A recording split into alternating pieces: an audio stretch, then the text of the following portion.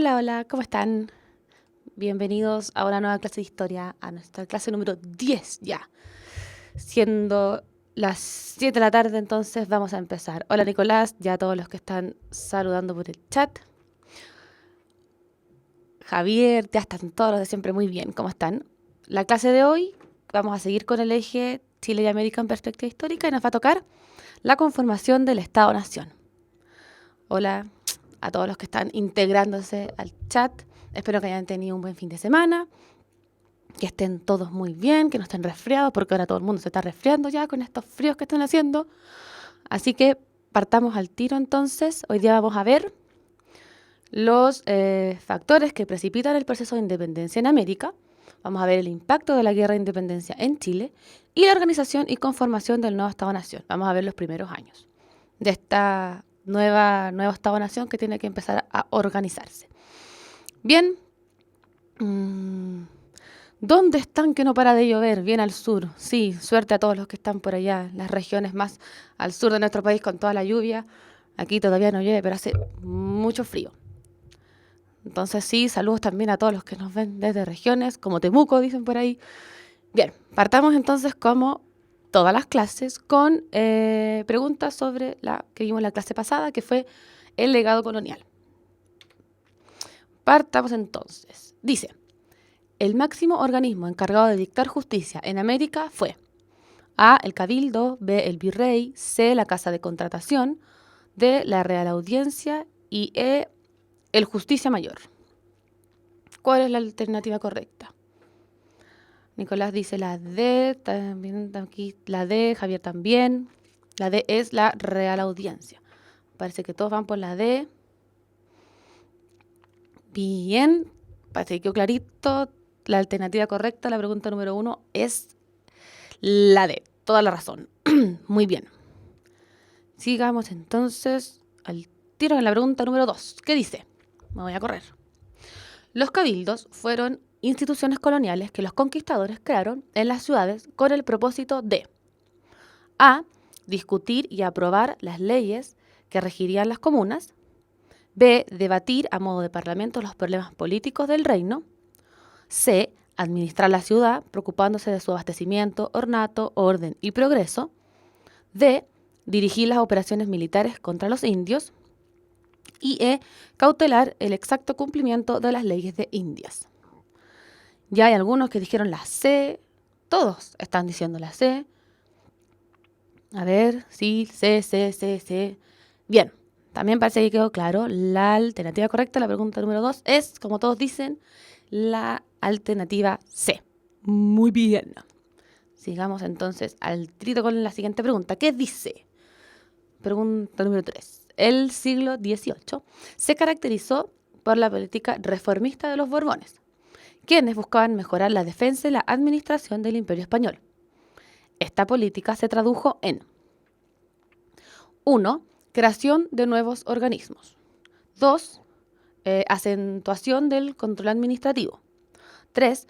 Rigurosa selección de los funcionarios públicos. Y 4. Una política de fundación de ciudades. Y las alternativas son A, solo 1 y 2, B, solo 2 y 3, C, solo 1 y 3, la D, solo 1, 2 y 3, y la E, 1, 2, 3 y 4. ¿Cuál es la alternativa a la pregunta número 3, que nos habla sobre las políticas y las reformas de la dinastía de los Borbones, que llegó a España durante el siglo XVIII? 1, 2, 3, 1, 2 y 3. Todas las anteriores. A ver, parece que nadie está muy seguro con la pregunta número 3. A ver, aquí alguien nos está diciendo que es la alternativa E, también la E, que es 1, 2, 3 y 4. Bien, les digo a todos, algunos no están muy claros, dicen la C, que es 1 y 3. Bien, les cuento que la alternativa correcta a la pregunta número 3 es la E, son todas. Crearon nuevos organismos, sobre todo organismos administrativos, para controlar el territorio. Justamente como dice ahí, acentuó el control administrativo, que con la dinastía anterior de los Habsburgo se había perdido un poco. 3, rigurosa selección de los funcionarios públicos también es verdadera. Y política de fundación de ciudades van a volver a retomar entonces esta política de fundación de ciudades. Todo como una forma de aumentar el control y la administración, mejorar la administración de las colonias. Así que las 4 son correctas. La alternativa es la E. Bien, la pregunta número 4 dice, sus orígenes se remontan al siglo XVII y llegó a ser la forma de relación laboral y social más típica y tradicional de la historia del campo chileno. Su nombre hace referencia a la autorización que da el dueño de una propiedad para que otro se instale en ella, a cambio de alguna retribución. El texto describe la relación laboral denominada A, encomienda, B, inquilinaje, C, salarial, D, esclavitud y E, peonal. Veamos. Algunos están diciendo por aquí que es la A y otros la B. Se están retractando, parece que ahora van todos por la B. Tienen que tener ojo cuando marquen las preguntas porque no se pueden equivocar. Bien, sí, están todos votando por la alternativa B y tienen toda la razón.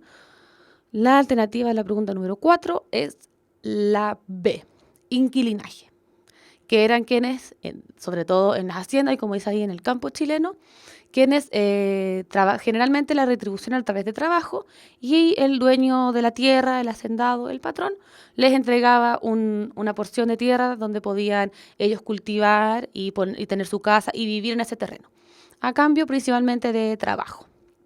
Distinto es el caso de los peones, que ellos iban deambulando por la zona y trabajaban principalmente en las épocas de cosecha. Esa es la diferencia entre los inquilinos y los peones. Entonces, muy bien, la respuesta entonces es la B, como dije. Ya. Y la última pregunta del día de hoy dice, podemos concluir que Chile, a fines del periodo colonial, presentaba las siguientes características. 1. Los mestizos eran el porcentaje de población más numeroso. 2. Los criollos ocupaban los más altos cargos de gobierno. Y 3. La población se concentraba en las ciudades. Y las alternativas son A, solo 1, B, solo 2, C, solo 3, D, solo 1 y 2 y E, solo 1 y 3. Bien, aquí está más dividida parece. Algunos dicen la D y otros dicen la A. Así que entre esas dos está la cosa. A ver, no, está bien dividido. D, A. La A también. Bien. Les cuento que a los que dijeron la alternativa D, se equivocaron. La alternativa correcta a la pregunta número 5 es la A. ¿Y por qué? Causa confusión con la alternativa D, que es 1 y 2. Solo es verdadera la primera. Los mestizos eran el porcentaje de población más numeroso. La segunda, que está justamente para causar estos problemas, los criollos ocupaban los más altos cargos de gobierno. Como justamente está diciendo Nicolás en el chat, eran los españoles quienes ocupaban los más altos cargos de gobierno, y eso va a ser uno de los factores que va a comenzar, uno de muchos de los factores que va a comenzar a dar a generar descontento en los criollos. Muy bien, ahí están todos aclarando este mismo tema, que eran los peninsulares quienes ocupaban, peninsulares, españoles, como que se les quiera decir, quienes ocupaban los más importantes cargos administrativos. Y que eso va a empezar a generar como resquemor en los criollos, que eran españoles pero nacidos en América. Bien, entonces empecemos ya con la clase de hoy. ¿Cuál va a ser el objetivo de la clase de hoy? Va a ser caracterizar el proceso de independencia y evaluar su impacto en la conformación y organización del nuevo Estado-Nación. Bien, entonces partamos al tiro. Antes de ver los antecedentes y los factores de la independencia, vamos a ver cómo se estudia la independencia de Chile y también la independencia de América. De hecho, este acontecimiento, este hecho histórico, implica conocer y analizar necesariamente el escenario en que los acontecimientos se desarrollaron. Y entonces, analizar, por ejemplo, cuáles eran las condiciones sociales, económicas o políticas que sirvieron de telón de fondo para que se llevara a cabo este proceso de independencia. ¿Qué elementos permitieron también que este proceso se iniciara en determinado momento, en este momento, no antes ni después? ¿Por qué va a ser en esa época? Hay que analizar todo eso. También, por ejemplo, para poder responder estas preguntas, debemos entonces poner en práctica algunos elementos de análisis que utiliza la historia. Vamos a ver cuáles. Precisamente entonces es necesario utilizar y hacer análisis de estas cosas para poder verificar uno de los objetivos fundamentales de la historia, que va a ser constatar entonces los cambios y las permanencias. El típico concepto que no sé si ustedes lo habrán escuchado en clases, que uno analiza cambio y continuidad. Que entonces en los análisis de estos factores de cambio y de continuidad permiten identificar una época histórica de otra, también una realidad social, política, económica o cultural de una distinta, de un periodo distinto. Entonces, eso es un poco lo que vamos a hacer a lo largo de la clase, y al final vamos a ver entonces cuáles fueron las condiciones, qué pasó, qué cambios hubo, cuáles no, las continuidades, etcétera.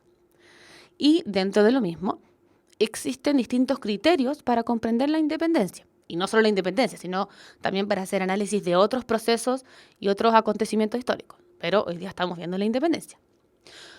Por ejemplo, ¿a qué me refiero? La disciplina histórica utiliza algunas categorías, algunos conceptos para abordar estos procesos, dando cuenta, como ya les dije, por un lado las permanencias y por otro lado las continuidades.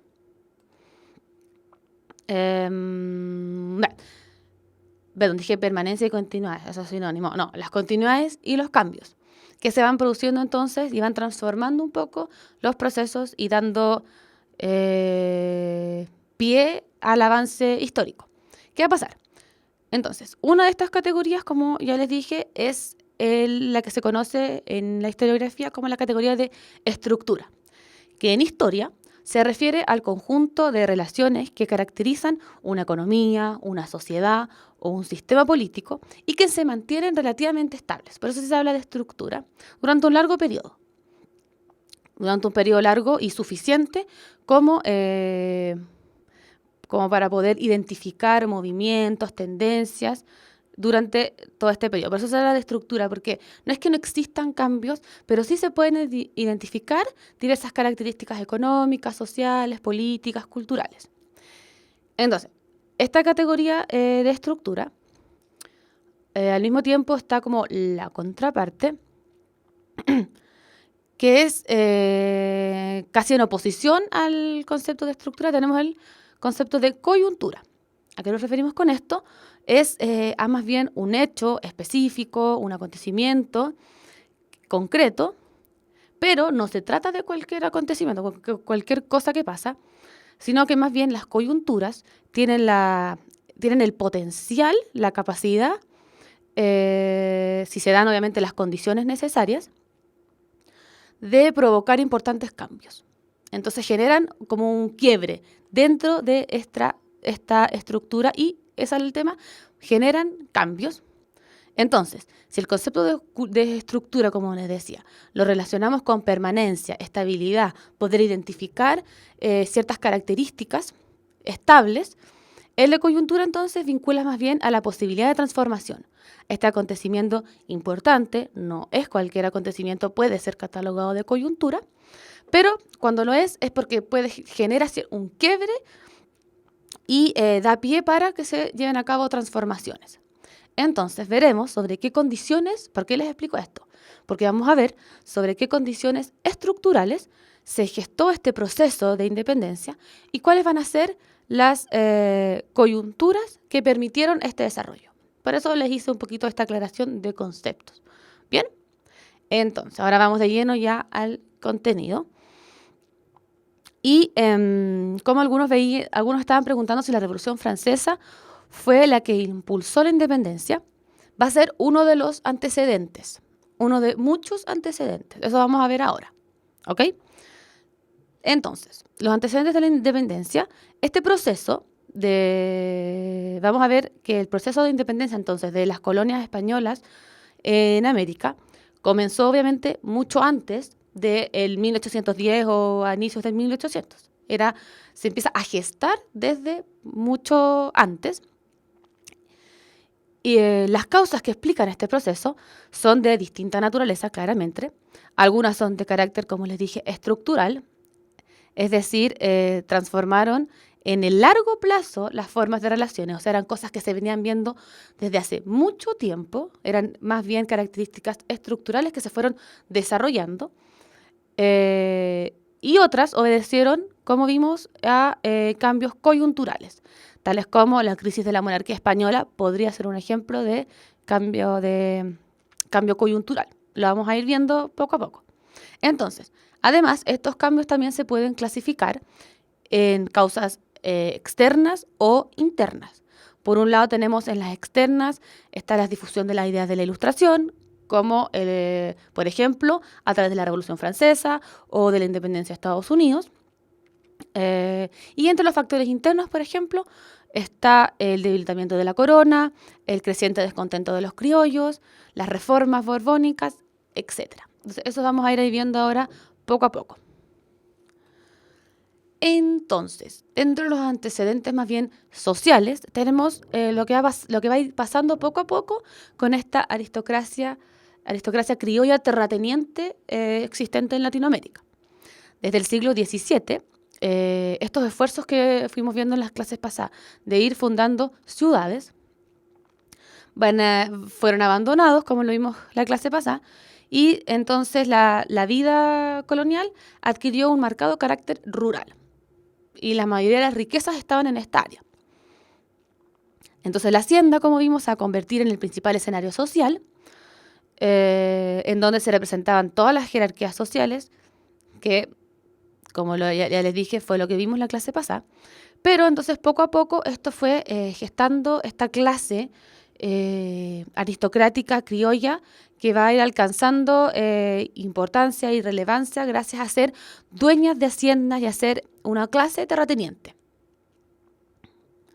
Aquí estamos viendo algunos antecedentes de la independencia y cómo esto es un ejemplo, por ejemplo, valga la redundancia, de un claro antecedente más bien estructural, de algo que se venía viendo hace mucho tiempo, esta creación de esta clase aristocrática criolla terrateniente. No es un cambio coyuntural, ni abrupto, ni un acontecimiento puntual, sino que es algo que se va viendo en el tiempo, una característica que se va desarrollando en el tiempo. Otro va a ser el nuevo escenario económico, que tenemos que para el siglo XVIII, España había perdido el liderazgo económico mundial y se va a convertir entonces cuando España va a reconocer esta nueva realidad, se va a esforzar por modificar su situación, obviamente, intentando industrializar su economía, apoyándose obviamente en su recurso más valioso, que eran las colonias en América. Entonces vamos a ver, durante el siglo XVIII se aplicaron una serie de medidas conocidas como, ya las vimos, las reformas borbónicas, que pretendían entonces recuperar el control que España había perdido sobre las colonias con la dinastía anterior, la de los Habsburgo, debido a una mala administración, sobre todo.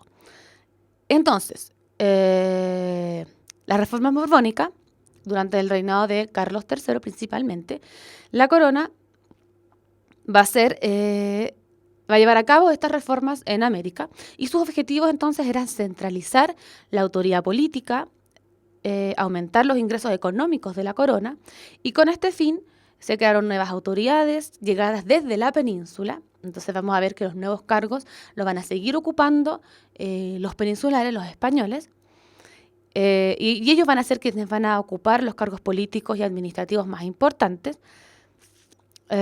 Y por otra parte, las medidas económicas buscaron restringir el comercio colonial a favor de la metrópoli.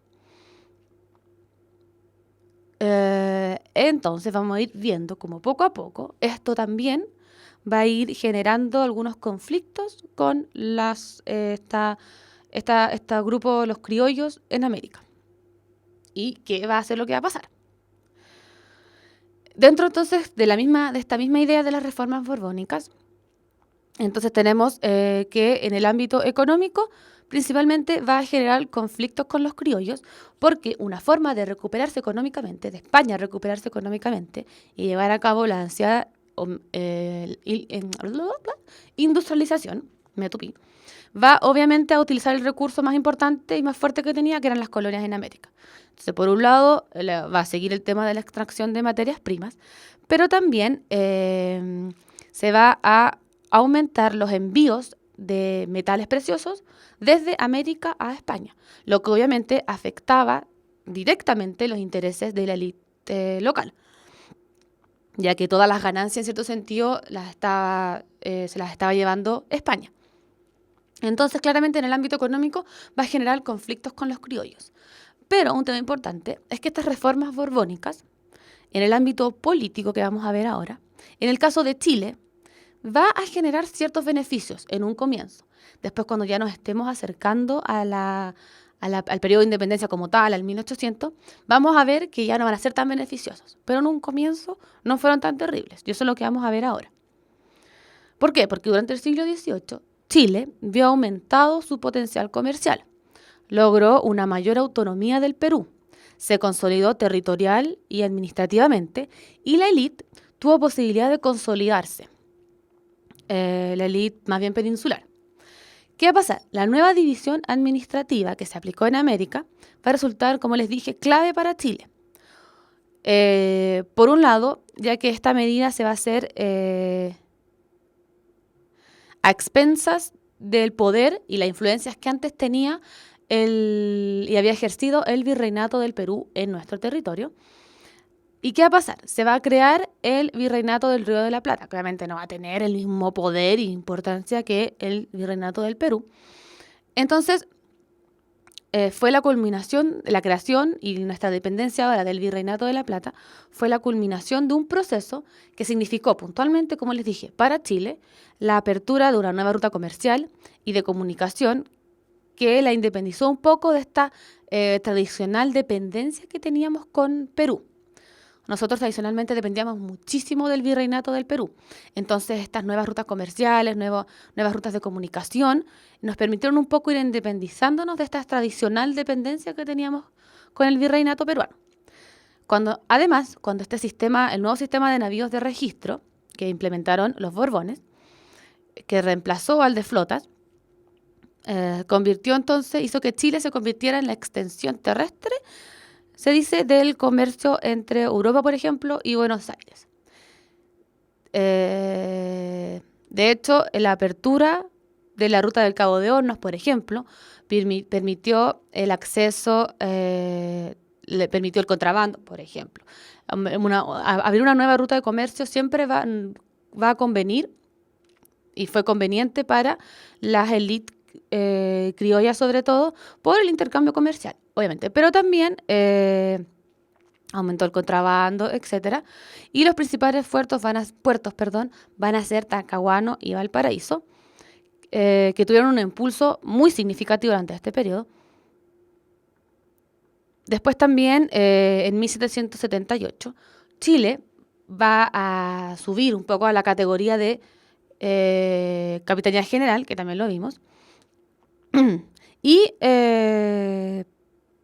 pocos años después, Chile va a conseguir su propio consulado. Un consulado es un tribunal de comercio. Y que obviamente eso también va a posibilitar la independencia administrativa del Perú. ¿Ok? Entonces,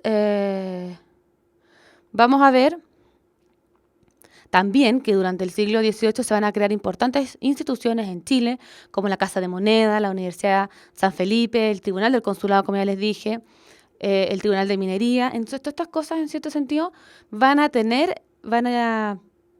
llevar a cabo beneficios para los intereses locales. ¿Ok? Entonces, en un comienzo, estos cambios en el ámbito político con las reformas borbónicas en Chile trajeron beneficios para los intereses locales. Después vamos a ver qué pasó con eso y si va a cambiar o no.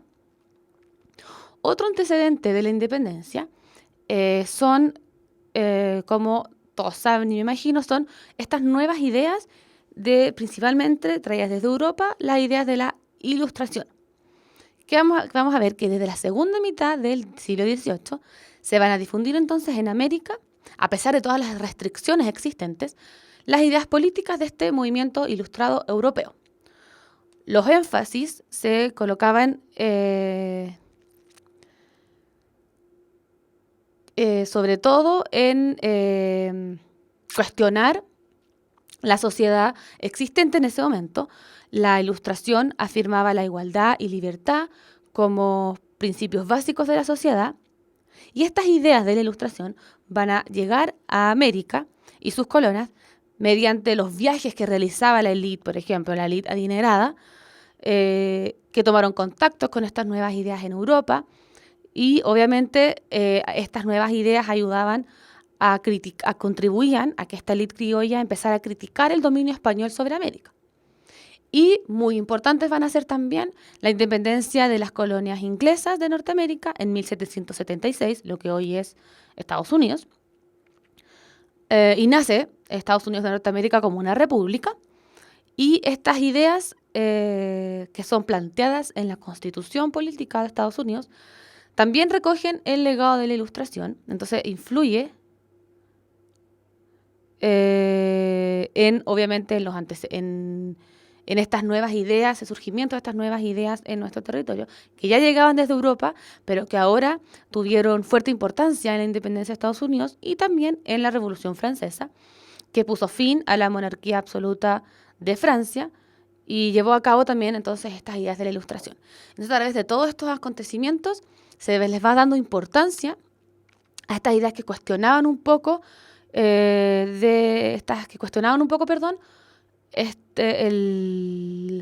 sistema existente, la sociedad existente en ese momento, y afirmaba entonces la igualdad y la libertad como principios básicos de la sociedad, y ponían un poco en riesgo entonces el concepto y de las monarquías absolutas. ¿Ok? Bien. Entonces, tenemos como antecedentes externos las ideas ilustradas, la independencia de Estados Unidos, la Revolución Francesa, que traen desde el exterior estas nuevas ideas de igualdad, un poco de libertad, y como antecedentes internos, esta toma de conciencia de la aristocracia criolla, que son un grupo cada vez más fuerte, más importante, ligado a la tierra, y que por eso se van transformando en una élite y una aristocracia cada vez más fuerte y más importante. Y obviamente también son factores internos la llegada de estas ideas ilustradas desde el extranjero. Bien, ¿y cuáles son los factores más concretos? Porque aquí vimos más bien características a largo plazo que se van a ir gestando en el tiempo y van a ir dando las características a este periodo previo al 1800. Pero, entonces, hemos afirmado que desde muchos puntos de vista, el reformismo borbónico, muchas de estas causas van a estar ligadas a las reformas borbónicas. Vimos que en cierta manera, en un principio, resultó beneficioso para los intereses locales en Chile. Eso pasó en Chile, por esta mayor independencia que fuimos poco a poco consiguiendo, sobre todo del virreinato peruano, independencia comercial, nuevas rutas de comunicación, etc. Sin embargo, en las 3 últimas décadas del siglo XVIII, los cambios que se habían ido implementando en el sistema fueron mostrando unas caras más bien negativas. Ya el beneficio no era tanto y se estaba viendo más bien el lado negativo de esto, en la medida que atentaba contra los intereses de la élite criolla, justamente por que quienes administraban todo esto era más bien la élite peninsular, los españoles, y los criollos quedaban un poco rezagados. O también fueron adquiriendo un carácter más bien negativo, no solo por eso, sino que también porque estas reformas en muchos casos no eran capaces de satisfacer las necesidades que los mismos cambios habían ido generando. O sea, si bien fueron reformas, de todas maneras no solucionaron todo, como claramente no es tan fácil hacer. Entonces tenemos que vamos a ver entonces que la aristocracia criolla va a comenzar a buscar implementar reformas económicas y políticas. Por estas dos razones. Porque se dio cuenta que las reformas borbónicas, si bien a Chile de manera local le habían entregado ciertos beneficios, puesto que les dije de cierta autonomía, etc., pero también a la élite criolla entonces se dio cuenta que a pesar de esas reformas, no les convenían a ellos y empezaron a buscar e implementar reformas económicas y políticas, porque las reformas borbónicas no lograron solucionar todos los problemas o cumplir todas las expectativas que tenían los criollos, y sobre todo porque ellos no se vieron tan beneficiados en el ámbito político-administrativo, sino que los españoles seguían ocupando y administraban todos los altos cargos, principalmente. Entonces, en el ámbito económico, esta liberalización económica que España intentó y puso en práctica y que perseguía recuperar el control comercial en América, dejó en evidencia la incapacidad de España, de la metrópoli, para mantener su sistema colonial. Fue incapaz de abastecer, por ejemplo, las crecientes necesidades de la población de esta nueva política. Dejó al descubierto también que eran otras las potencias que podían responder a las demandas americanas y que la crisis de España era más bien irreversible. También los peninsulares, entonces, como hemos dicho, y los criollos van a tener entonces intereses que se van a poner en conflicto hacia fines del siglo XVIII. Entonces vamos a empezar a ver un notorio cambio en la conducta de los criollos, porque al comienzo este grupo se había adaptado a la política borbónica y de hecho había logrado infiltrarse en algunas esferas de poder y administración pública a través de los matrimonios, y la participación también criolla en el cabildo fue mayoritaria a lo largo del siglo XVIII, y hacia fines del siglo casi todos los oficiales de milicia habían nacido en el país. De hecho, la presencia criolla era abrumadora en los altos cargos de la iglesia y era muy significativa también en la Real Audiencia. Obviamente, esta situación fue la que la corona trató de corregir con la implementación de medidas que tendieron a disminuir entonces la influencia en materia política, aunque obviamente no fueron del todo exitosas, pero sí lograron disminuir un poco la influencia, poniendo a peninsulares, a españoles, y obviamente van a herir en lo más profundo a una élite que era cada vez más importante, más potente, pero que a raíz de las reformas se van a ver reemplazadas por nuevos integrantes que van a formar parte de la administración, que van a ser sobre todo españoles. Entonces, va a ser al final entonces del siglo, ya entrando al 1800, donde eran frecuentes estas manifestaciones de diferencias con respecto a los españoles, entre españoles y criollos. Todo parecía indicar entonces que la aristocracia criolla tenía más clara entonces su conciencia de identidad.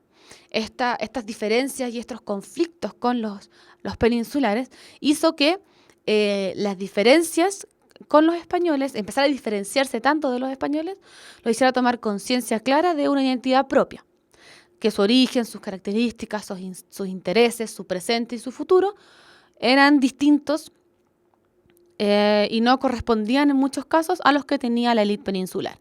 Entonces se van desarrollando como un grupo cohesionado y claro.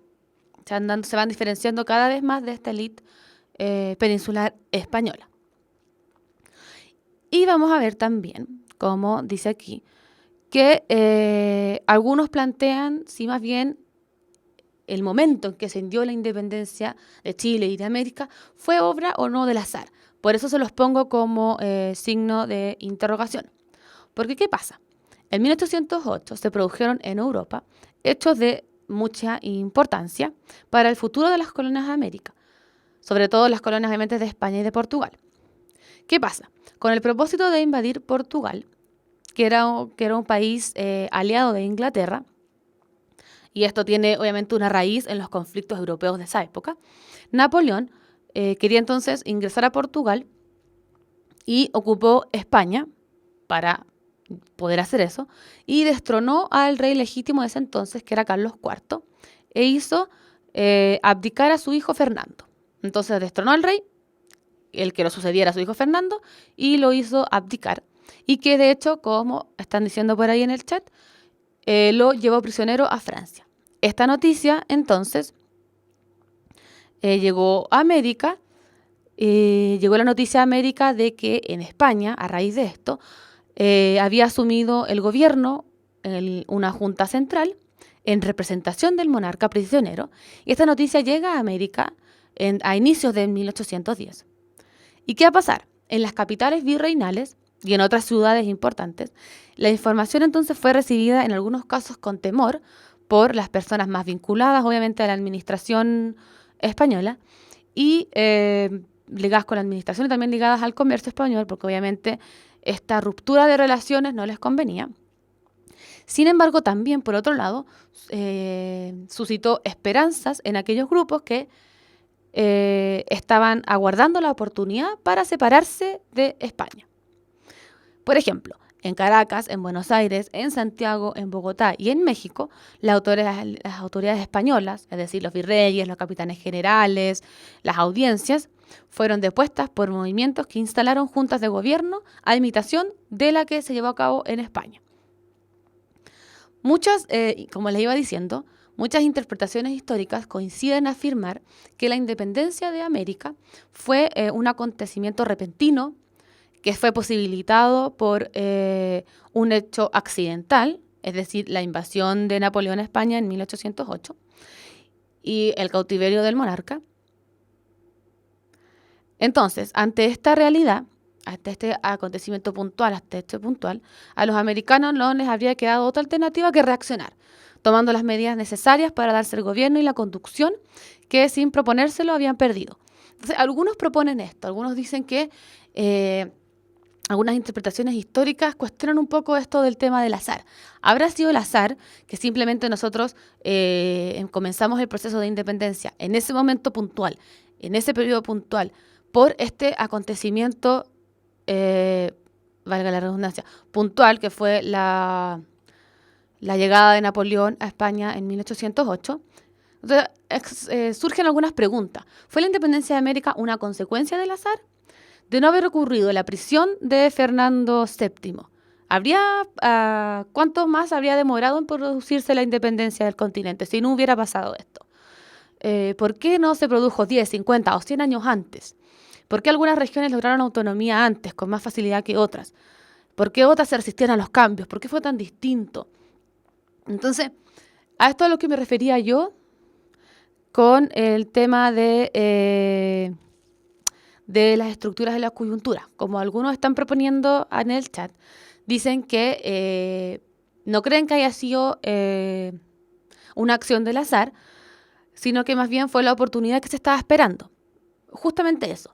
Entonces la idea es entender que los cambios se estaban llevando a cabo, las nuevas ideas, las nuevas posturas, los conflictos se estaban desarrollando, pero se le da el detonante un poco a este proceso porque las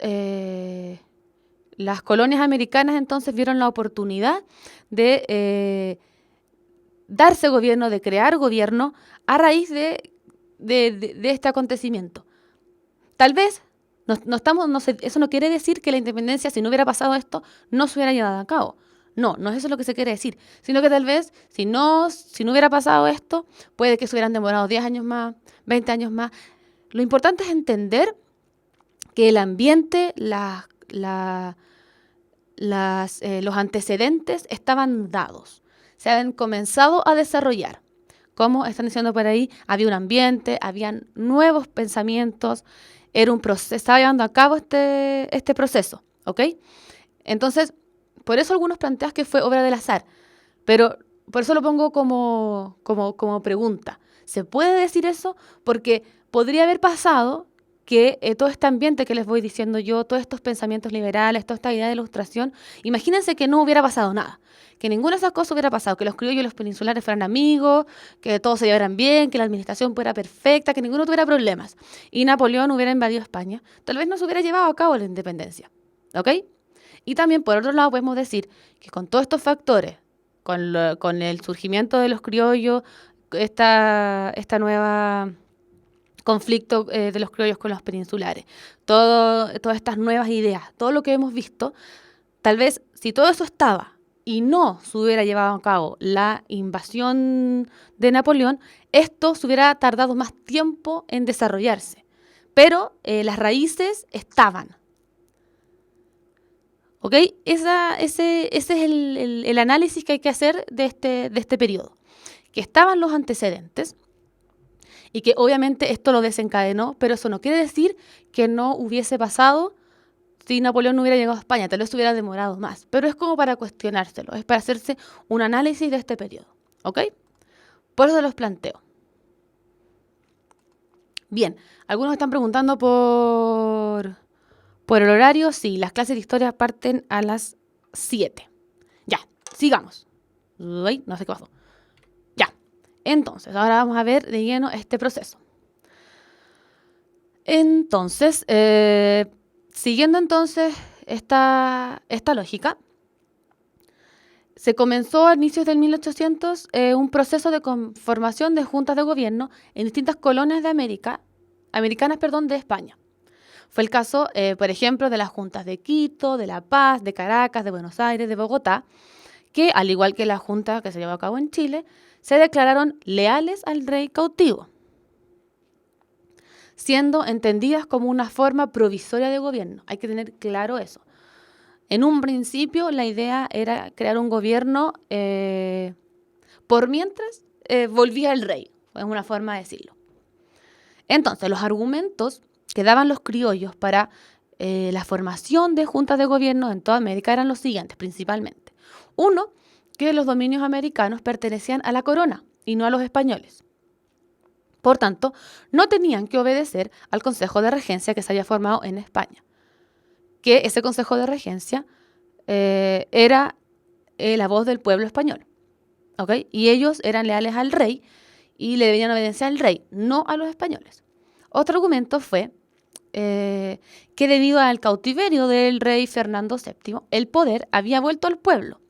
Y era entonces responsabilidad del pueblo, y era este quien tenía la facultad entonces de formar gobierno provisorio, formar el gobierno que quisiera hasta que el monarca volviera. Y también que las leyes españolas indicaban la forma de crear organismos de gobierno en ausencia del rey. Y las mismas provincias de España habían dado ejemplo de establecer juntas. Porque de hecho los españoles hicieron lo mismo, establecieron juntas por mientras. Entonces los americanos decían, bueno, nosotros no tenemos por qué regirnos por esas juntas españolas, nosotros somos súbditos del rey, así que nosotros tenemos el mismo derecho de fundar juntas de gobierno. Entonces los movimientos criollos de 1810 no tenían un carácter separatista como tal o independentista. No obstante, obviamente promovieron un conjunto de reformas políticas y económicas que fueron desencadenando entonces poco a poco el proceso de independencia en América. O sea, siempre es incorrecto decir que todo es todo o nada es nada, ser así tan tajante. En este caso, si bien estas juntas de gobierno no tenían un carácter separatista, eso no quiere decir que entre sus filas haya existido alguien que no quisiera la independencia real. Pero en general el carácter de las juntas fue por mientras, como se dice, provisorio. Entonces vamos a tener que en 1810 se va a crear la Junta en Buenos Aires. Por ejemplo, la Junta de Gobierno de Caracas fue la primera, de hecho, en declarar la independencia de España en 1811. Bueno, y así hay un montón de ejemplos con los casos de América Latina.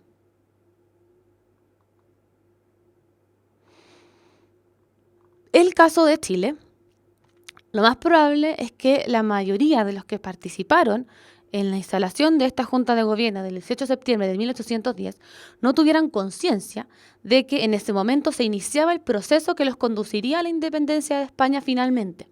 Para muchos, esa instancia, como les dije, no era más que una fórmula de reemplazar al rey mientras estaba en cautiverio. Algunos en el chat están diciendo que es un error decir que la independencia fue en 1810 y celebrar el 18 de septiembre. Bien, claro, si uno se pone frío y calculador, puede decir, nosotros estamos mal, no tendríamos que celebrar la independencia el 18 de septiembre, deberíamos celebrarla el 12 de febrero de 1818. Pero, como les acabo de decir, ¿por qué hay un consenso en elegir el 18 de septiembre de 1810? Porque aunque no tuvieran una idea clara de independentista, sino más bien de un gobierno provisorio de reemplazar al rey por mientras. A pesar de eso, a pesar de que podríamos decir de que deberíamos celebrar la independencia el 12 de febrero, este acontecimiento del 18 de septiembre de 1810, aunque no tuviera esta conciencia independentista, fue en ese momento, en esa fecha y puntual ese acontecimiento, el que va a iniciar el proceso que finalmente nos va a conducir a la firma de la independencia y a la declaración de independencia. Entonces, por eso se llega a un consenso y tampoco es como tan malo decir, no, nosotros no nos independizamos en 1810. Claro, si uno va al papel y a la firma, fue el 12 de febrero de 1818. Pero nosotros recordamos el 18 de septiembre porque es ese acontecimiento el que va a iniciar este proceso, para que logremos y lleguemos entonces después finalmente a poder decir que somos independientes de España. ¿Ok? Bien. Me imagino que todos sabrán la típica división que se hace del proceso de independencia con la que está aquí, con la Patria Vieja, la Reconquista y la Patria Nueva. La Patria Vieja va desde 1810 a 1814, después tenemos el periodo de Reconquista y que va desde 1814 a 1817 y después la Patria Nueva que va del 17 al 23, pero no sé por qué dije la fecha si no es importante. Bien.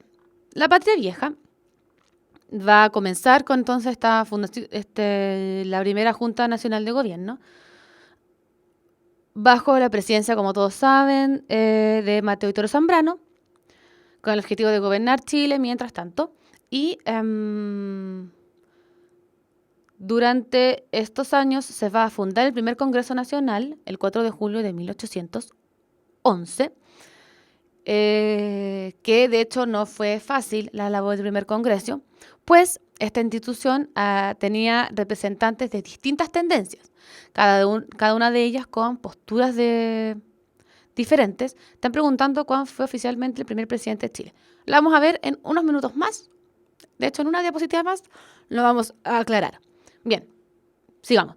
Entonces, la labor de este congreso, si bien no fue fácil porque dentro del Congreso habían distintas tendencias. Tenemos, por ejemplo, los realistas que eran partidarios de no realizar reformas y mantener la subordinación al virreinato del Perú, o sea, mantener las cosas como estaban.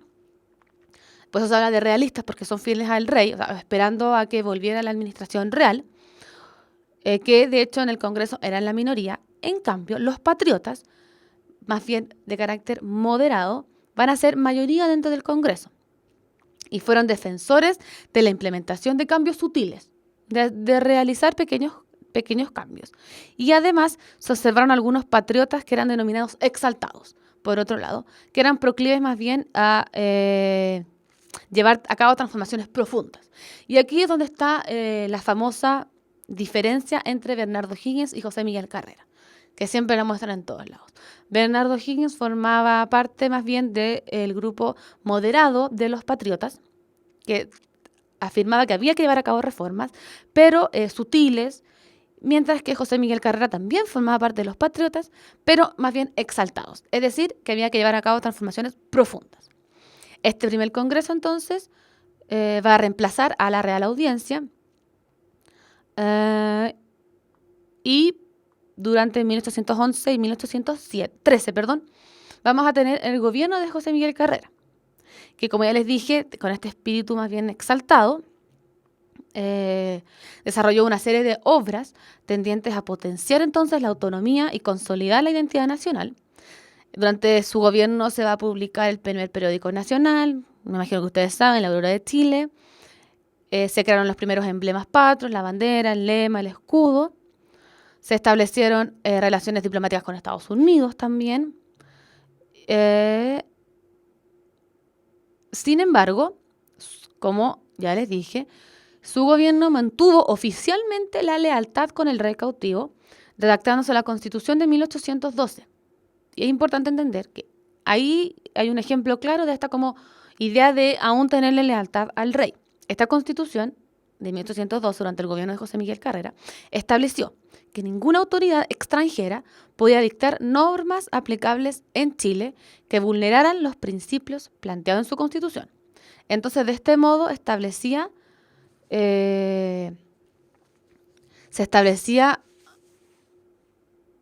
así de manera como no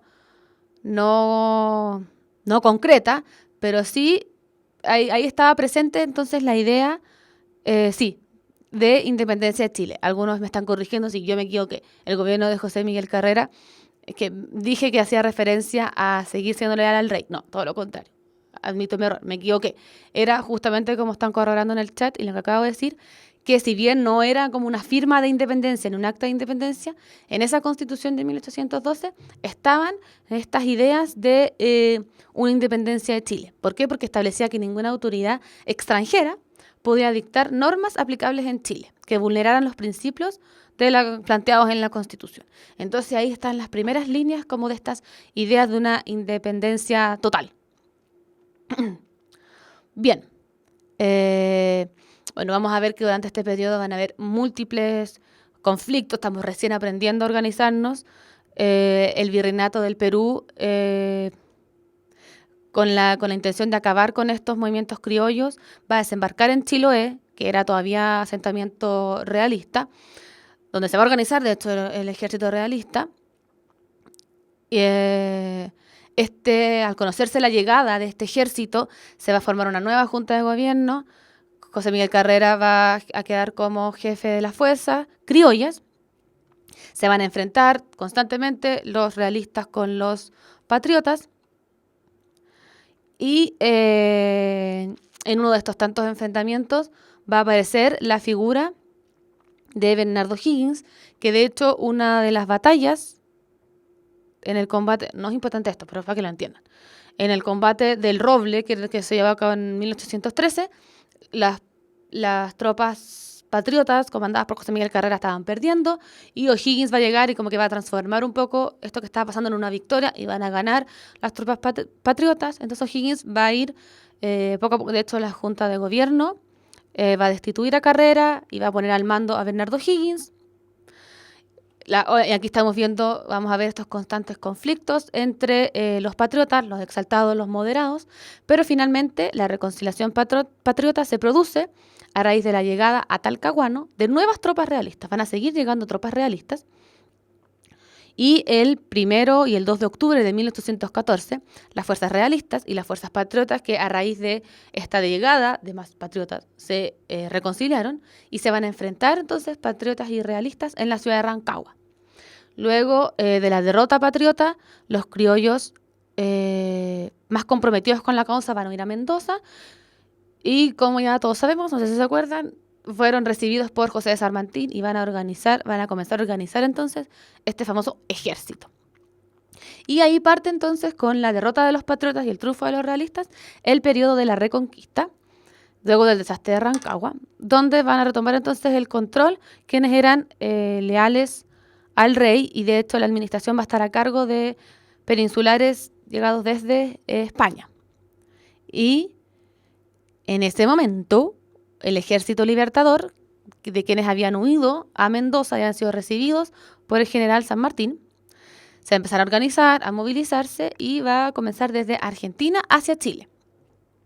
Y en la batalla de Chacabuco, los patriotas van a recuperar, en 1817, van a recuperar el control de Santiago y van a restituir entonces el gobierno independiente. Van a recuperar entonces Santiago y van a volver a poner en el gobierno un gobierno más bien de carácter independiente, no ligado entonces a los peninsulares. Y va a partir entonces el periodo de la Patria Nueva. Y de manera simbólica entonces, como inicio de este periodo, si bien empieza en 1817 con este triunfo del Ejército de los Andes, el 12 de febrero en 1818 se firma el Acta de Independencia Definitiva de Chile, que va a ser reconocida por España recién en 1844, ojo con eso, y Chile dejó oficialmente entonces de ser una colonia de España. Obviamente, sin embargo, para consolidar esta independencia fue necesario enfrentar una vez más al ejército español. Esta vez la victoria fue en Maipú, la famosa victoria en Maipú, en abril de 1818. Y ahí se llevó a cabo irrevocablemente entonces el triunfo de las fuerzas patriotas. Bien, eso es a grandes rasgos. Durante estos años de hecho, durante la Patria Nueva, va a ser el gobierno de Bernardo Higgins y va a ser él quien va a intentar organizar este Estado naciente y va a consolidar, como ya les dije, militarmente la independencia de Chile. Bien. Y como dicen por ahí, el famoso abrazo de Maipú, con el triunfo definitivo ya de los patriotas. Bien, ahora es importante entender qué pasó antes, después, continuidad de cambio con este proceso independentista. Como se imaginan, me imagino que se imaginan, fue raro. Pero se imaginarán que la independencia es uno de los tópicos, uno de los temas más importantes de la historia nacional, por el cambio obviamente que significó en América y en Chile. Y cuando se analiza entonces los detalles de sus efectos, surgen las diferencias. Vamos a ver qué diferencias hubo, qué no. Por ejemplo, vamos a ver entonces que en lo económico, por allá tenemos los cambios y aquí vamos a ver las continuidades, ¿ok? En el aspecto económico, el principal cambio fue el fin del monopolio comercial. Lo tenemos ahí. No me alcanza el verso. El fin del monopolio comercial, que obviamente permitió a Chile vincularse con los más importantes centros de la economía mundial. El comercio con Inglaterra, con Francia, por ejemplo, con Estados Unidos, se desarrolló de manera cada vez más ascendente. Muchos comerciantes extranjeros se instalaron en el puerto de Valparaíso. Esto hizo que el puerto fuera cada vez más importante, etcétera. También la minería del norte del país, por ejemplo, que había sido una zona poco afectada por los trastornos bélicos, se vio claramente favorecida por la apertura comercial. Así también la agricultura, que además de recuperarse, logró estabilizar la propiedad rural, aumentar su producción y el valor de la tierra. Todo esto gracias al fin del monopolio comercial. Me despido de los que se están despidiendo de la clase. No sé por qué se tienen que ir, pero que te vaya bien. Se están despidiendo. Chao, chao. Bien, sigo. Es que se estaban despidiendo. Tenía que despedirme yo también. Ya, bien. Entonces, sigo. Eso tenemos entonces un cambio en la independencia, en lo económico. Esta apertura comercial que realmente trajo beneficios a muchos sectores de la población. Pero también van a haber continuidades. Por ejemplo, en el tema de la actividad productiva, que siguió basándose en la producción agrícola y minera destinada a la exportación, es decir, la economía primario exportadora, que venía heredada desde la colonia. Es una estructura de más larga duración de nuestra historia. Solo la gran crisis de 1929, que lo vamos a ver en muchas clases más, va a llevar a que se replantee esta idea y que comience el proceso de industrialización. Pero ahora en este periodo vamos a continuar con este legado colonial de ser una economía primario exportadora. En el tema social, si bien están preguntando si la eliminación de los títulos de nobleza no fue un cambio social, sí puede ser un cambio que fue como un acontecimiento puntual de que se eliminaron los títulos de nobleza. Pero, ¿por qué puse un guión y dije que no habían cambios? ¿Por qué voy a argumentar eso? ¿Qué pasó? Muchos historiadores coinciden en que la independencia no alteró la estructura social. Si bien se pueden haber eliminado los títulos de nobleza, puede haber cambiado la aristocracia, ya no ser peninsular, ser criolla, pueden haber habido muchos pequeños cambios. Esto no alteró la estructura social que existía en la colonia y que hacia 1830 mantenía un claro carácter aristocrático. A eso me refiero, por eso puse un guión como que no existieron cambios.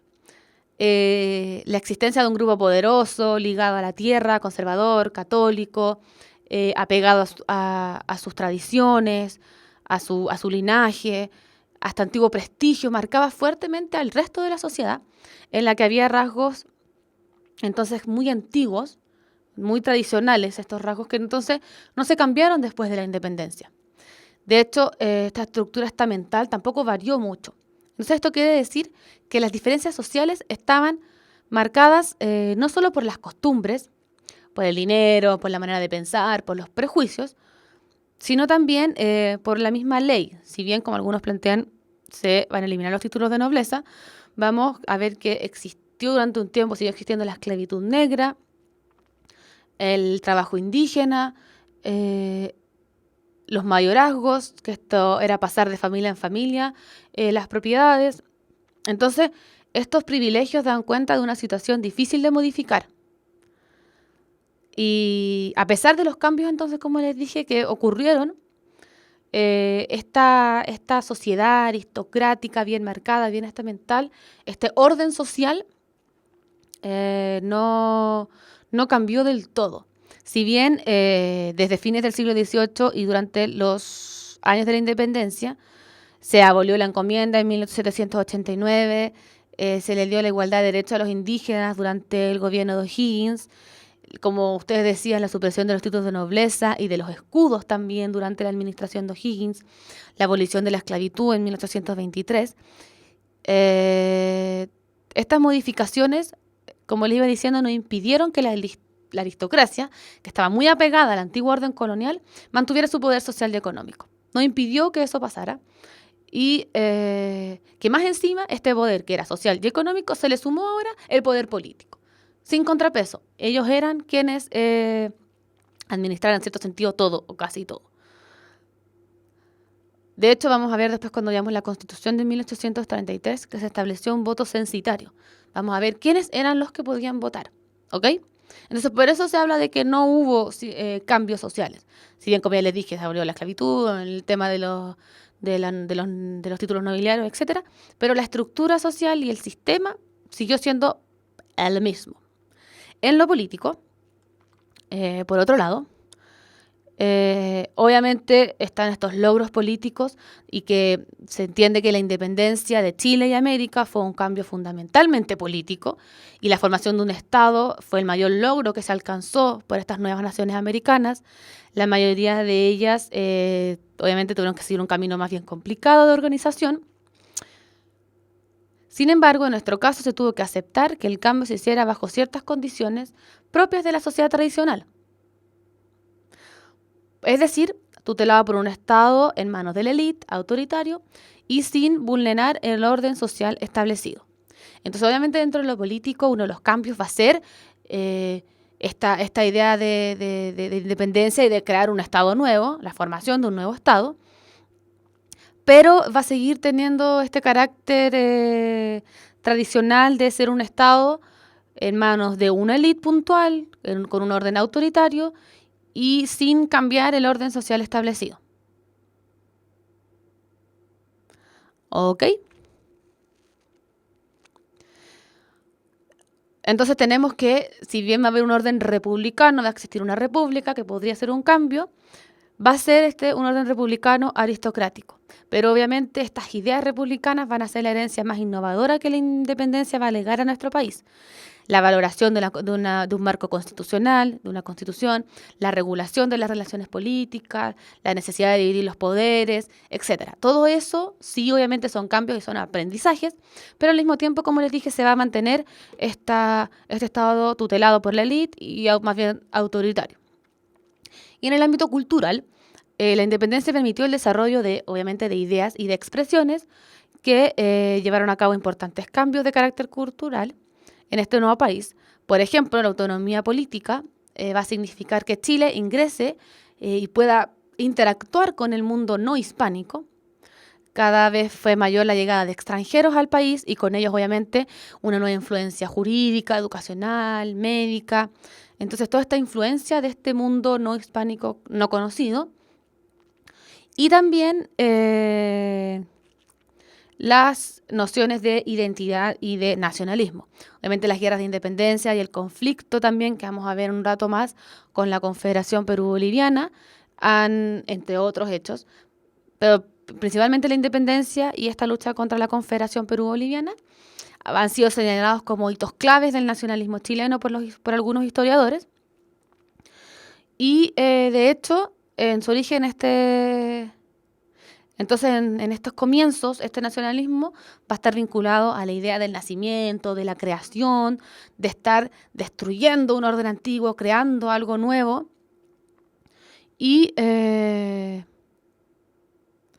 pero al mismo tiempo, dentro de las continuidades que se podrían ver en el ámbito cultural, está el carácter marcadamente religioso de la población, de la sociedad en general.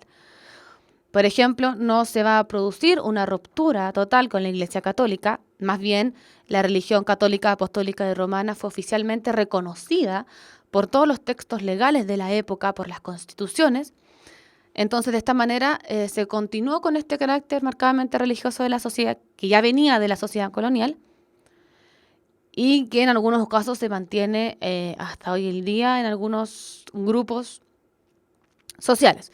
Entonces aquí estamos viendo, como les dije, continuidad y cambio de este proceso independentista, ¿ok? Bien.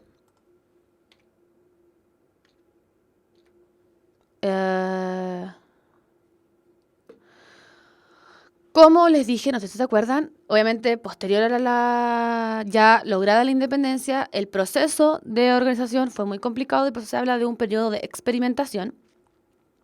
Y algunos de los obstáculos para el desarrollo de la nación van a ser, por un lado, obviamente, la falta de experiencia política. Hay que empezar a crear algo nuevo. Y que obviamente esto nos va a ayudar a explicar la inestabilidad política que caracterizó a Chile durante este periodo. La duración de los gobiernos, no, hubo de todo, de hecho.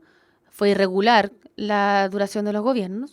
Por otro lado, va a estar también el factor económico, obviamente todas las dificultades económicas que acarrea una guerra de independencia, también ayudan y son un obstáculo ya que generan inestabilidad.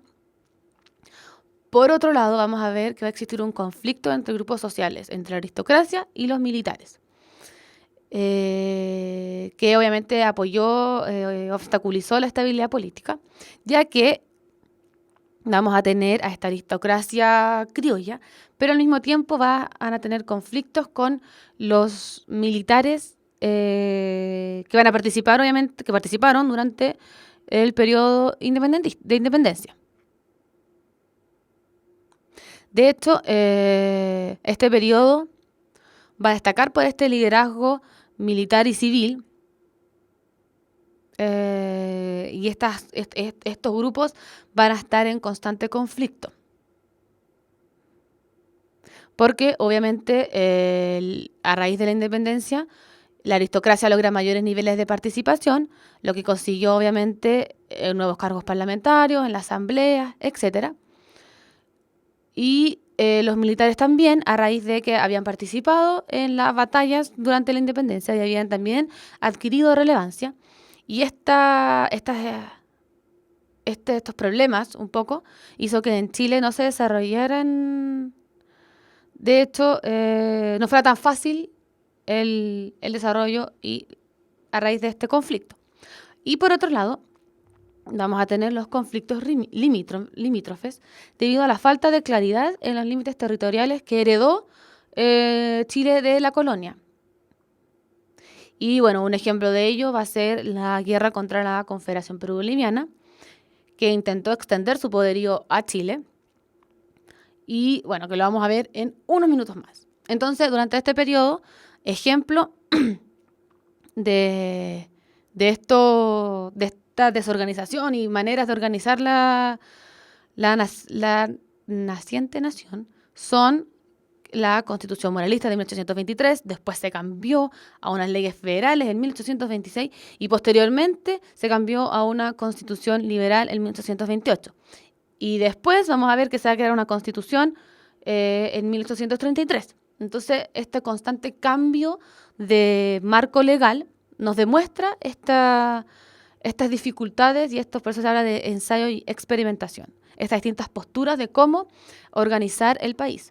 Y de hecho van a haber distintos bandos. Por un lado van a estar los que son de la corriente más bien liberal y por otro lado quienes son más relacionados con la corriente conservadora. Entonces esos van a estar los bandos, ahí vamos a tener los bandos en pugna. Dentro de los liberales van a estar los pipiolos, que eran principalmente jóvenes profesionales, intelectuales, que eran partidarios de la instauración de un régimen en el que se reconociera la igualdad entre todas las provincias chilenas, se le asignaran mayores facultades al poder legislativo, por ejemplo, estaban influenciados por el liberalismo europeo y aspiraban a lograr mayores libertades y disminuir la influencia de la Iglesia sobre el Estado. Dentro de esta corriente liberal también estaban los federales. Los federales defendían la idea de un Estado federal que favorecía la descentralización política, muy ligado a el sistema que había en Estados Unidos.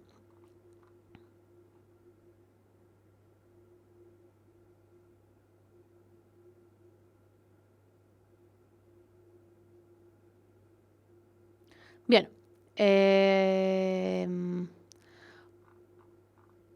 Por otro lado, entonces, también estaba la corriente conservadora, que tenemos a los pelucones, que eran mayoritariamente terratenientes, la aristocracia criolla, y por otro lado también estaban los estanqueros, que era un grupo formado más bien por los comerciantes, defensores de un gobierno fuerte, autoritario, que asegurara el orden necesario para acabar con la estabilidad económica. Eran más bien grupos de comerciantes.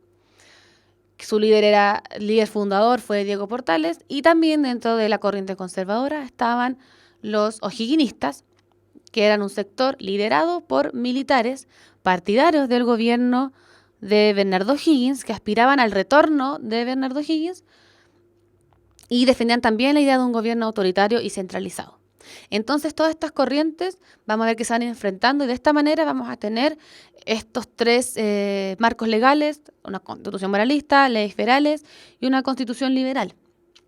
Y posteriormente vamos a ver que al finalizar este periodo de ensayos constitucionales va a terminar con el alzamiento de las fuerzas conservadoras, porque el último ensayo, la última constitución, es liberal, que son la oposición a los conservadores. Entonces vamos a ver que este periodo de ensayos constitucionales va a terminar con el alzamiento de las fuerzas conservadoras en contra de este gobierno liberal, que era el gobierno de Francisco Antonio Pinto, en 1830, donde los ejércitos de José Joaquín Prieto, quien era conservador, y de Ramón Freire, quien era de la corriente liberal, se van a enfrentar en la batalla del Ircay y van a triunfar los conservadores. Y se inicia entonces el periodo de 30 años en que va a primar un gobierno conservador autoritario durante 30 años. ¿Ok? Que eso es lo que vamos a ver ahora. Uy, se me fue el mouse, ya. Yo había previsto un recreo, pero el tiempo vuela, así que creo que hoy día no vamos a hacer recreo, ¿ok? Porque si no vamos a terminar muy tarde, y no es la idea, ¿ya? Ahora vamos a ver las características principales de estos años de República. Sí, lo lamento, no hay recreo, pero es que si no vamos a terminar demasiado tarde y va a ser más latero.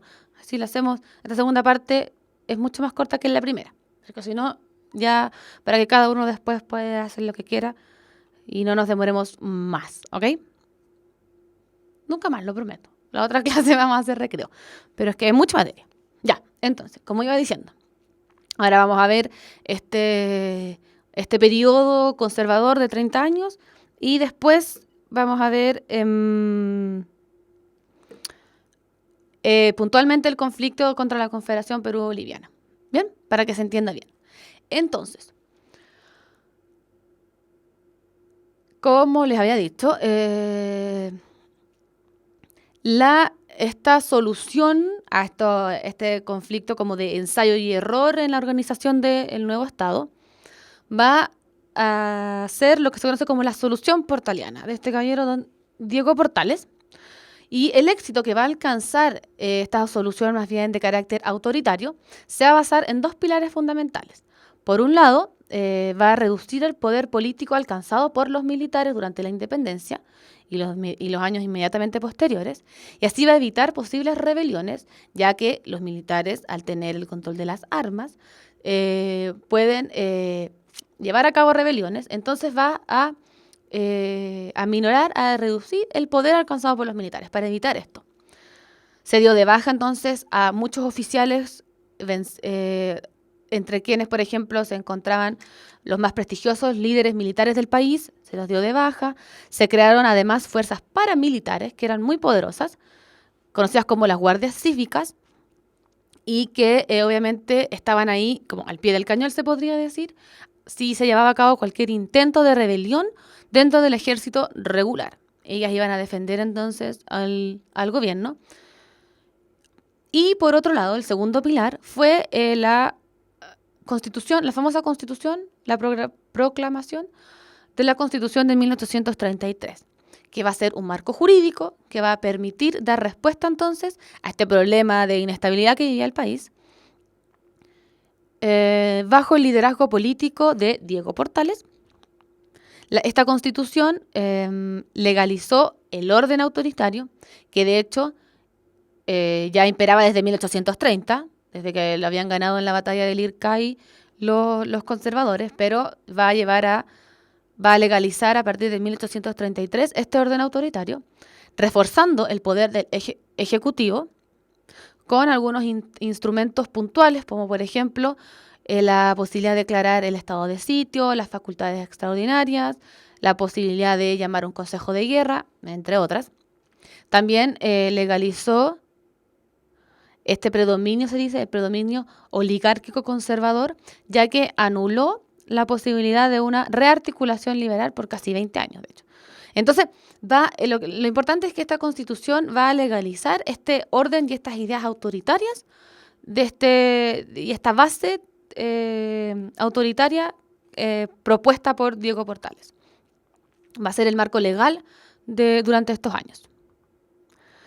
Entonces, esta Constitución, como les iba diciendo, intentó implantar el orden a través de un régimen republicano y autoritario que estuvo dominado durante 3 décadas por presidentes fuertes, que van a ser el presidente Prieto, Bulnes y Montt, que van a gobernar durante 10 años cada uno, porque van a ser 5 años con reelección, y los 3 van a ser reelectos, que de hecho controlaban las elecciones mediante intendentes, gobernadores y el sistema de registro electoral.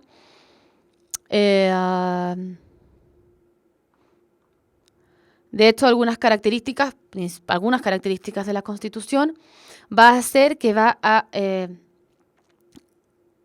llevarse a cabo, como dicen ahí, esto de los 10 años de cada presidente es conocido como los decenios, porque cada uno va a estar 10 años por el tema de la reelección. Bien, algunas características de la Constitución van a ser, por ejemplo, establecer un sistema de sufragio censitario, que quiere decir que de hecho la ciudadanía solo se concedía a los hombres mayores de 25 años si eran solteros y a mayores de 21 si estaban casados, solo que contaran con patrimonio económico o un bien inmueble y que supieran leer y escribir. Ellos eran los únicos que eran considerados ciudadanos, es decir, los únicos que podían votar. Sí, por eso se habla de un bien inmueble. También lo que se conoce como no existía la incompatibilidad parlamentaria. ¿A qué me refiero con esto? Al no existir la incompatibilidad parlamentaria, esto permitía que diputados o senadores también ocuparan otros cargos públicos. Entonces, de repente una persona ocupaba varios cargos públicos.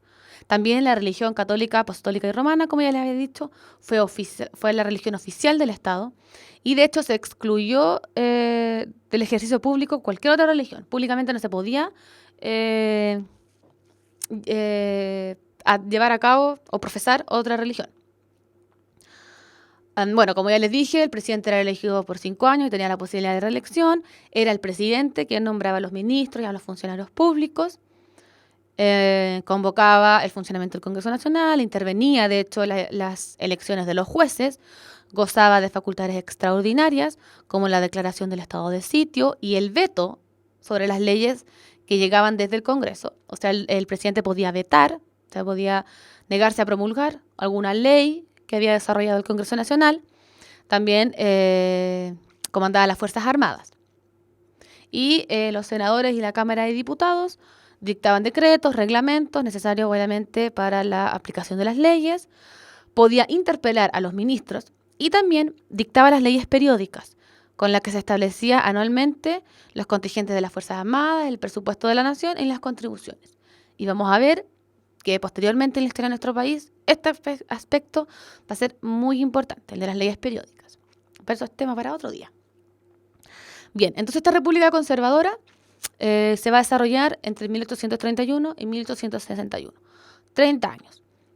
Lo importante de esta constitución es que va a durar muchísimo tiempo. Casi 100 años con modificaciones. Si bien se le van agregando cosas, quitando cosas, pero la base va a ser la misma constitución hasta que se crea la constitución de 1925. Entonces la importancia de la constitución de 1833, estemos a favor o en contra de todas las cosas que plantea y de los cambios que se le hacen, porque se hacen modificaciones con el tiempo, es una constitución que va a regir a nuestro país por casi 100 años. ¿Ok? Acuérdense del tema de las leyes periódicas porque lo vamos a ver en otro momento. Hoy día no, pero va a ser tema importante. Y por último, ¿por qué vamos a ver la guerra contra la Confederación Perú-Boliviana? Uno, porque nos ayuda a entender que los conflictos limítrofes con Perú y Bolivia tienen su origen desde la propia independencia, porque no estaba, obviamente, a raíz de que todos formábamos parte del virreinato del Perú y de que éramos colonias españolas. Una vez que se llevó a cabo la independencia, la división territorial no era clara y que de hecho, si nosotros lo estudiamos, en el tiempo podríamos llegar hasta lo que está pasando hoy en día en el Tribunal de La Haya, tanto con Perú como con Bolivia.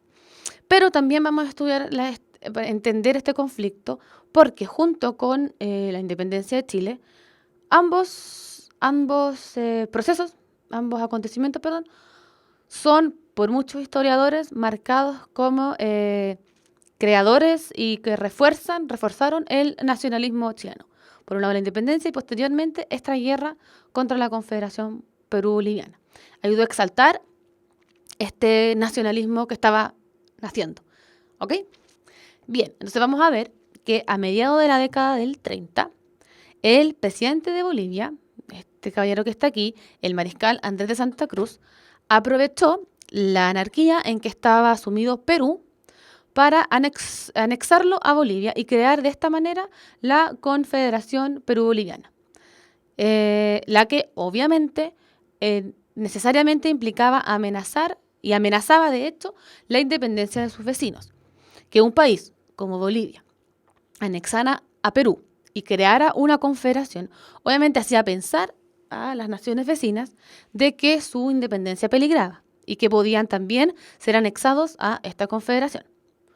La política de Santa Cruz, orientada a expandir la hegemonía de esta nueva confederación, lo llevó a patrocinar en 1835 la expedición de Ramón Freire. Ramón Freire era liberal y luchó contra los conservadores, antes de la República Conservadora, claramente, cuando estaban estos conflictos entre liberales y conservadores. Ramón Freire luchó en el bando liberal en la batalla de Lircay y como perdieron, se fue exiliado a Perú. Entonces, se dice que Santa Cruz patrocinó esta expedición de Ramón Freire a Chiloé. A raíz de esto, de esta expedición que llegaba desde el Perú, Portales fue llamado al gobierno para apoyar militarmente, logísticamente esto, y para poder enfrentar esta amenaza. Y para asegurar el dominio marítimo, Diego Portales ordenó el envío a Perú de una flota. Así como como vinieron flotas peruanas a Chile, Diego Portales envió una flota al Perú. Y obviamente con un ultimátum, avisando y exigiendo a Santa Cruz que desarmara esta confederación.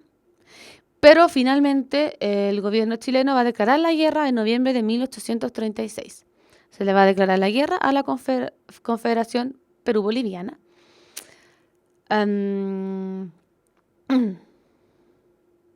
De hecho, la rivalidad entre Chile y entre esta confederación y Chile se pueden llevar mucho, mucho más atrás, sobre todo porque la consolidación de este régimen político e institucional que obtuvo Chile en comparación al resto de las repúblicas, que fue más difícil y más lento, permitió a Chile alcanzar una importante primacía comercial.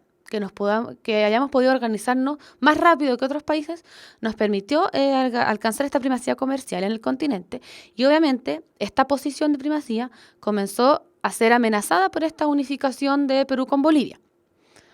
Y esta rivalidad, además de esta, se le sumaron también las sospechas mutuas entre ambos grupos, entre la Confederación y entre Chile, respecto a que cada una conspiraba para desestabilizar políticamente a la otra.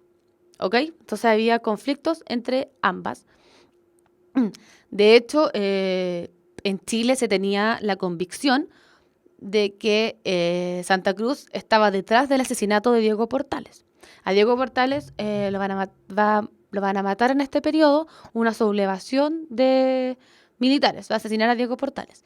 Entonces, la Confederación tenía la convicción de que detrás del asesinato de Diego Portales estaba la mano de Andrés de Santa Cruz. En Chile se tenía esa convicción. Y entonces decidió el gobierno chileno, a raíz de estos conflictos y de estas tensiones, emprender la disolución de la Confederación. Era necesario que se desarmara esta Confederación Perú-Boliviana por medio de las armas. Y por eso le declaran la guerra. Con este propósito, en octubre del 37, va a desembarcar en Perú un ejército comandado por Manuel Blanco Encalada, que estaba conformado por tropas chilenas, obviamente, y también algunos disidentes peruanos que no apoyaban a Santa Cruz. Esta fuerza era también denominada como el Ejército Restaurador, pero no alcanzó sus objetivos, principalmente porque Blanco Encalada, evitando batirse contra el enemigo, que era numéricamente superior, logró firmar un tratado, conocido como el Tratado de Paucarpata, y regresó a Chile. A su regreso a Chile, Blanco Encalada y esta paz que firmó él, la paz de Paucarpata, fueron repudiados tanto por el pueblo chileno como por el gobierno, de modo que se organizó una nueva expedición a cargo ahora de Manuel Bulnes. El ejército de Bulnes desembarcó en Lima en agosto del 38, donde debió enfrentar graves inconvenientes. Y el general Manuel Bulnes, se va a concentrar en aniquilar el poder militar del mariscal de Santa Cruz mediante maniobras de evasión, va a ir de hostigamiento, que van a derivar en una marcha paralela. De hecho, ambos ejércitos se van a movilizar hacia el norte del Perú. Entonces, en un principio, Bulnes no va a gastar energías en ocupar la capital peruana, ni nada por el estilo, sino que se va a enfrentar directamente con el ejército de Santa Cruz, y ambos ejércitos se van a movilizar al norte del Perú. Después de meses en que solo acontecieron escaramuzas más bien, y guerras y conflictos, enfrentamientos más bien aislados, nada muy grande, el ejército de la Confederación se reagrupó cerca del pueblo de Yungay. Cuando uno habla de la batalla de Yungay, por favor, no se imaginen que la batalla de Yungay se llevó a cabo en Yungay, Chile, en la zona al sur. No es esa Yungay. La famosa batalla de Yungay se llevó a cabo en la zona del Perú, más bien en el norte del Perú, porque las tropas chilenas, acuérdense que viajaron a Perú, entonces es imposible que la batalla de Yungay haya sido en el Yungay que está en nuestro territorio, en el Yungay que nosotros conocemos aquí en Chile. No, lo que va a pasar es que el ejército de la Confederación entonces se va a reagrupar cerca del pueblo de Yungay en torno y va a desarrollar ahí en un cerro que se conocía como el Cerro Pan de Azúcar, pero no importa, que se consideraba una posición que era inexpugnable. Pero a pesar de que se consideraba inexpugnable este lugar en el que estaba el ejército de la Confederación, el 20 de enero de 1839, Santa Cruz fue derrotado definitivamente por un ataque frontal del ejército chileno, en el que se combinaron la astucia, obviamente, el análisis militar que se hizo, y también lo que se dice la valentía de quienes fueron a la batalla. Entonces, vamos a ver que está este triunfo en Yungay. Se va a empezar a exaltar aún más el nacionalismo chileno, gracias a este triunfo. Vamos a ver que por un lado, José Sapiola compuso el himno conocido como el himno de la victoria de Yungay, dando forma explícita al sentimiento nacionalista que se había generado durante la guerra. Entonces, por eso es importante estudiar, por eso hago hincapié y les cuento sobre esta guerra contra la Confederación Perú-Boliviana, porque va a ser un factor importante y que se va a utilizar, de hecho, durante esos años para exaltar el nacionalismo chileno y la participación del pueblo chileno en la batalla, y de hombres aguerridos que van a ir con mucho valor a enfrentarse a los peruanos, a los peruanos en la batalla de Yungay de 1839, y que van a triunfar. Entonces, hacer como este triunfo del pueblo chileno. Entonces, por eso se va a este acontecimiento va a exaltar el nacionalismo, ¿ok? Y por eso se estudia, y durante esos años se utilizó, como les digo, para exaltar el nacionalismo. ¿Bien? Ok, y esa es la famosa batalla de Yungay, que, como vuelvo a aclarar, es Yungay Perú, no Yungay Chile. ¿Ok? Ya. Bien. Eso fue la clase de hoy. La próxima clase vamos a seguir con lo que va a pasar. ¿Qué va a pasar con esta república conservadora que llega hasta 1861? Vamos a ver entonces las transformaciones liberales, el impacto que las ideas liberales tuvieron en Chile, y entonces los procesos de transformación del orden autoritario en el marco del ideario liberal. Vamos a ver por qué entonces a partir de 1861 ya no va a seguir la república conservadora y este orden autoritario, y van a influir iba a influir entonces estas ideas liberales en el desarrollo de nuestra historia nacional. ¿Ok? Eso es lo que vamos a ver en la próxima clase. Entonces, principalmente estudio de las ideas liberales en Chile, en distintos ámbitos, político, económico, social. Vamos a ver el tema de la educación, un montón de cosas. Muy bien. Ahí alguien está escribiendo parte del himno de la victoria de Yungay en el chat, muy bien, que es un ejemplo de exaltación del nacionalismo en esa época. Bien. Hasta aquí entonces la clase de hoy. Espero que les haya quedado todo claro. Les vuelvo a recordar que cualquier duda, cualquier consulta sobre cualquier cosa relacionada a historia, a la PSU, contenido que no entiendan, algo de la clase que no les quedó claro, o también material que quieran compartir con el resto, los invito a unirse al grupo en Facebook. Ahí yo puedo responder todas sus dudas, o otros pueden responder también sus dudas, y compartimos ahí entre todos para ir aportando cada uno con su granito de arena en el estudio. Muy bien, cuídense, que estén todos muy bien. Ojalá que les haya servido la clase. Saludos a todos, que tengan una excelente semana. Chao a todos los que se están despidiendo. Cuídense, pásenlo bien, descansen ahora. Y nos vemos el próximo lunes. Les recuerdo que mañana a las 7 hay clases de lenguaje con el profe Pablo, no se las pierdan. Y nos vemos entonces nosotros el próximo lunes con las transformaciones liberales de 7 a 8:30. Todos los lunes a la misma hora en el mismo canal. ¿Ok? Que estén muy bien. Saludos.